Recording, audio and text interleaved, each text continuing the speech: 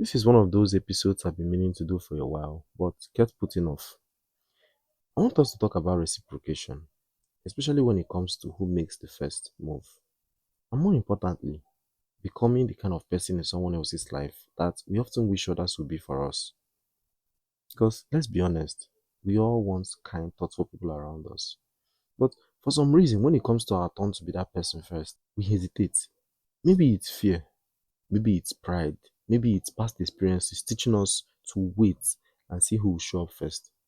But what if we showed up first? Alright, quick heads up.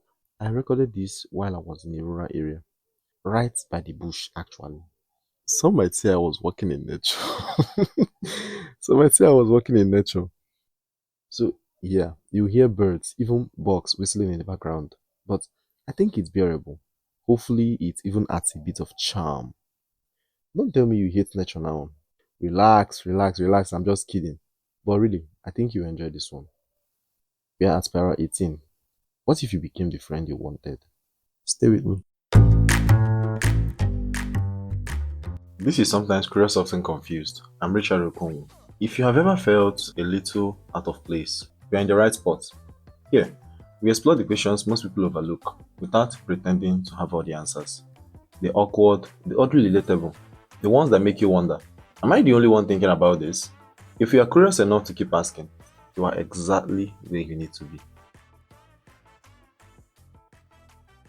Now, before I proceed with this episode, I want to acknowledge how difficult it is to make the first move, especially if you are someone that has been in previous relationships where your efforts were not evenly reciprocated.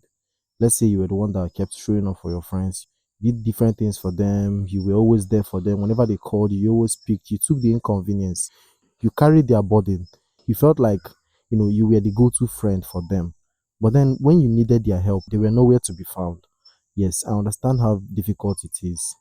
I felt like I should say that. Yes, I really want to acknowledge that because I know how difficult it is. I know how difficult it is. Even though it is not equivalent, it's a bit comparable to being in an abusive relationship. You understand? After being in an abusive relationship, being in other healthy relationships, it's kind of difficult because now you find it difficult to trust people. Now you find it difficult to bond with people, be vulnerable around people. And it takes years and years of healing for you to get to a stage where you can start trusting people again. So yes, so I want to acknowledge that I understand how difficult it is if you have been in previous relationships, previous friendships with people where you felt used, where you felt like your efforts were not nearly reciprocated.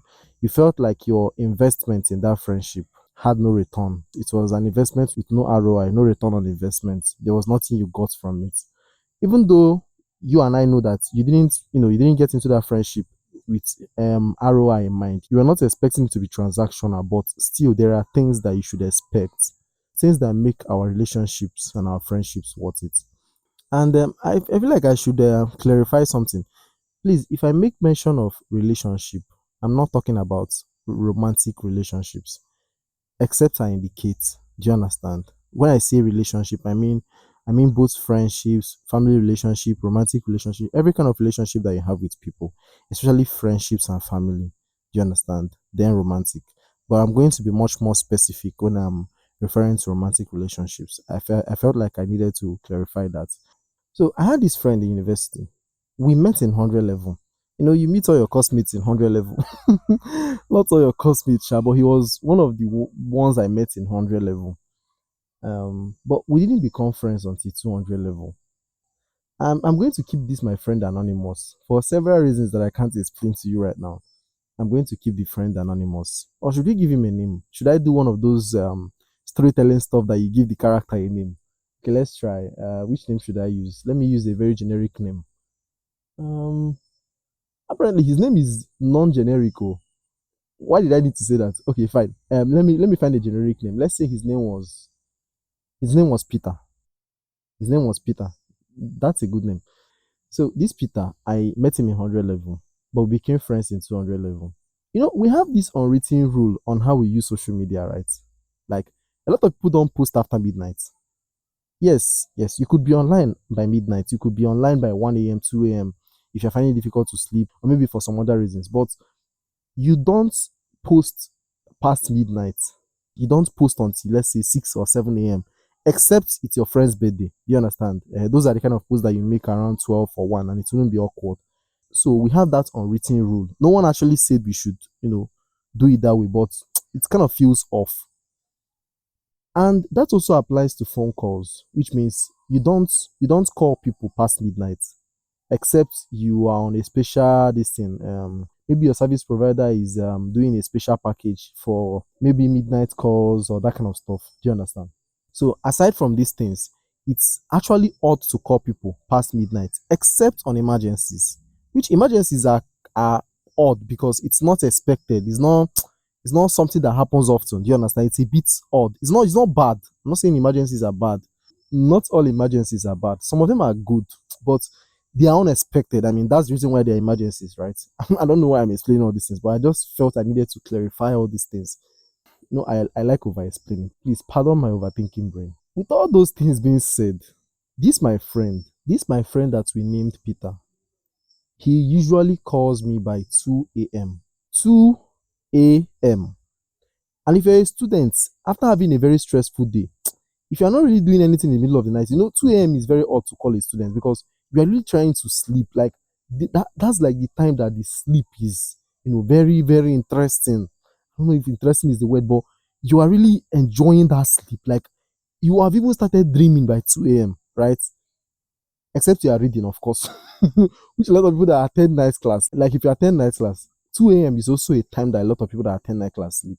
I mean, it depends on your schedule, but let's not go deep into that. So 2 a.m. for me is kind of when I sleep. Even if I was reading before then, by 2 a.m. I'm asleep.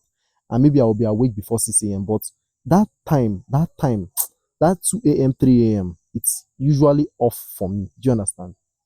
And this my friend usually calls at that time because that was when he read his books. And he would call to ask me questions about, things that we did in class. Hey, I didn't understand this part. Can you explain it to me with a voice note and all those things? And I will, reply. But then the next morning, I would tell him how unpleasant it was. We were friends now. Friends don't hide things. So I would tell him how unpleasant it was. Like, guy, I was sleeping. Like, I was in the middle. I was really dreaming. Like, I was enjoying this dream, and then you woke me up with your annoying call. Of course, we'll be laughing while we're saying it. So you understand? I would tell him how unpleasant it was, and then he'll be like, "My guy, sorry. That's actually the only time I could call you." And then, we'll do this back and forth. He would do it again, and then I will complain the next morning. He will do it again, and then I'll complain the next morning. And it's not that he's being disrespectful. Do you understand? He had his reasons, and I understood it. It's just that friendship, like our friendship is just like that. Like I will do things to him and he will complain and I will do it again. Not because we don't understand boundaries, please. Why am I even explaining this thing to yourself? It's not your friendship, right? It's not your friendship. You don't understand the dynamic. But I felt like I need to again clarify that. Jesus, I've clarified a lot of things today. Ah, I over explain, which I stop over explaining yourself. Okay, so it kept happening. Then as time went on, I realized that I became Peter. You understand? I became him. Because the thing is that even though I didn't like people calling me around that time, I also wished I could call people around that time. I don't know if that makes sense. Like, there are things you wish you could do, but you can't do them because everyone considers it to be odd. But now you have this one person who doesn't consider it to be odd. Like, you start having this sense of inclusivity. You understand? You start feeling included. Like, finally, this thing that I want has been validated. Do you understand? I have always wanted to call people by 2 a.m. and 3 a.m. and I didn't even realize it. But slowly, I realized that I actually wanted to call people by that time. It's just that I knew how annoying it was to call people by that time. Do you understand? And I started calling him. I will call him and he will be awake because maybe he would have called me first or maybe I would have called him first. But it wasn't odd for either of us anymore. I don't know if you understand this. So I wasn't complaining again in the morning. Like I wasn't complaining the next day again. And he didn't have any more explanation to give. That was actually what tightened our friendship because he had what I wanted and I had what he wanted. Like we had each other at this time. Now, this relationship, this dynamic, it's what actually inspired this episode. This thought that there are several things that we want that you can't actually get until you make the first move and you are the one to deliver it first. As difficult as it may be, as difficult as it may be. Do you understand? There are people that are afraid, just as I acknowledged in the beginning. There are people that have been in relationships or friendships that they were taken advantage of. And now they are finding it difficult to trust people. They are finding it difficult to trust you, their friend, because they don't know if you are going to treat them the way the last person treated them. And I'm not saying you should bear the burden for their insecurities. I'm not saying it's your responsibility. You understand? But you can actually make them much more comfortable to ask for help by making the first move, by not giving them the awkward look, by answering their request without murmuring, without squeezing your face. Because we all read body languages, right? If you said yes, but your face was saying no, I'm not sure they are going to ask you for it again. They are not. So there are these awkward things that we know that people need from us. And they are not so, like, they are not unreachable. We know we can do them. It's just that there is usually this unspoken rule about how odd they are. But we know we are capable of doing it. We know we are capable of showing up for people in that manner. We know we can offer that help. Why don't we make that first move? Why don't we become that nice friend that we want? And if you take this theory and run with it, like, it touches on a lot of things. It touches on a lot of things. And I'm going to branch out for a while, and then I will come back to friendship. Now, how does it touch other things? Let's take content creation, for example. You crave content, you crave Christian content, you crave religious content. You want this kind of content, you want it, but you're not getting it. It seems as though there is no one to represent in that area. You want more graphics content that has a little bit of humor. And I know you are not an expert yet, but can you kind of aspire to become that person? Like, because just as you want it, there are other people that want it too. At this point, most of the emails I read are from corporations, my bank, random newsletters, those websites I only signed up for because I had to. You know the ones I'm talking about. Which brings me to today's unofficial sponsor, our own email. I want to hear from you. What topics do you wish I explored? What's something you have been overthinking, hoping someone else was thinking about too? Maybe I am. Maybe it's already on my mind. What's something you need me to point to? Just so you know you're not as crazy as you think you are. Don't worry, you're still crazy, just not that crazy. Send me an email, dearscoc@gmail.com. I'd love to hear from you. That is dearscoc@gmail.com. Thanks for the support. See you over there.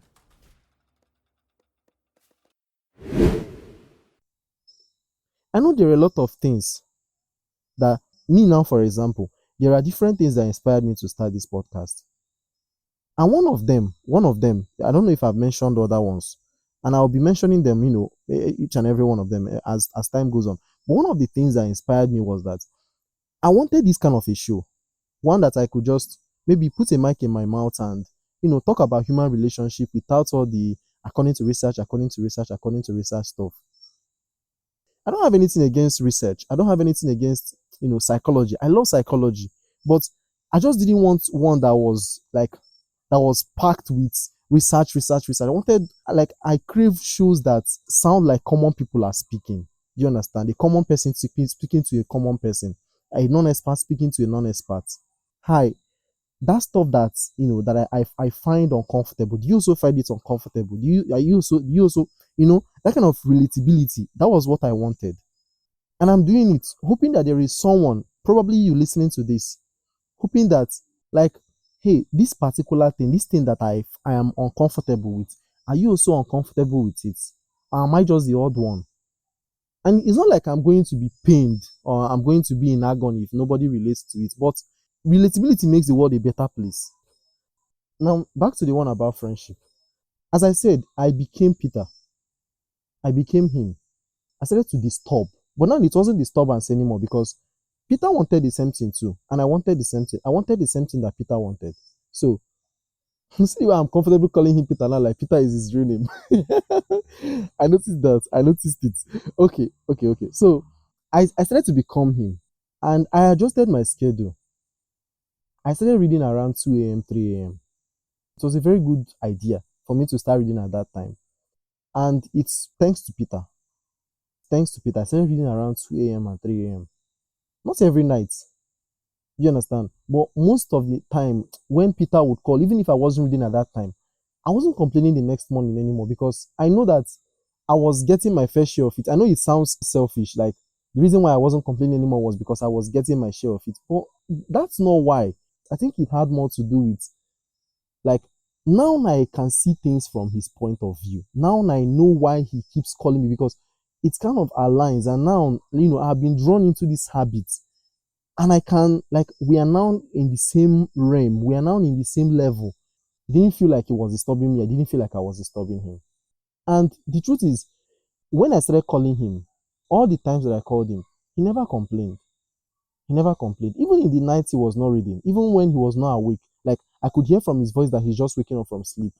I'm going to assume that the reason he didn't complain was because he knew that he wouldn't have liked it if I had complained. Like, he didn't find my complaints, so pleasant.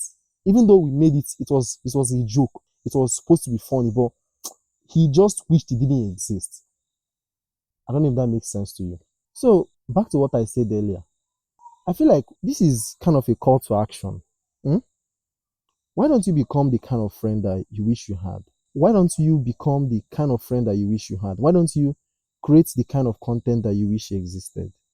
And I know maybe you don't have the expertise yet, but can you put it on your list? Like, can you write it down that this is something you are hoping to do? Because that thing that you are looking for that you can't find, there are other people that are looking for it. And maybe they just lack motivation. You are the one that they are just waiting for you to make the first move. You are the one that they are just waiting for. There are other shows that actually give me inspiration, and hopefully in the future I'm going to give them a shout out. But they inspire me because they are comfortably awkward. They are comfortable in their awkwardness. They are bold in their awkwardness. They just say things. They just say things that, people, some people don't say. It's not because they are trying to force this idea of thought provoking, but they just dare to say it. They dare to be weird, to be, awkward, to say things, to just keep overthinking with the microphone in front of them, and they are not afraid of it. They are not afraid of how it is being perceived by, people. Now I have a second story, and this still has to do with reciprocation. Now there are these other group of people. Hmm? We know them. They have been nice to us, but sometimes I wonder if they get the same amount of care, attention, love that they give to other people. I have one person that I know. There's someone that I know. She's not a friend, but I wish she was a friend. Not because I'm not okay with the friends I have, but I'm contented with the friends I have. But you can't really have enough of those people, right? Those kind of people. The more you have them, the better your life becomes, in a way. Now, this person is not a friend. She's more of an acquaintance. And there is something that happens. Like, she's one of those people that when she sees you, walking towards her, she'll be like, "How are you doing?" And you see her pause for a minute because she's actually trying to hear what you have to say. It's not one of those vague "How are you doing?" and then the person will just handshake you and just move on. No, no, no. She actually pauses and she listens. And how you know that she listens is through her next response. Like, I'm trying to explain to you that this her niceness is genuine. Like, I've known her for a while. I actually knew her from first year in the university, and she does this for almost everyone that I know. Like, I'm not saying I'm special or anything. She does it for everyone.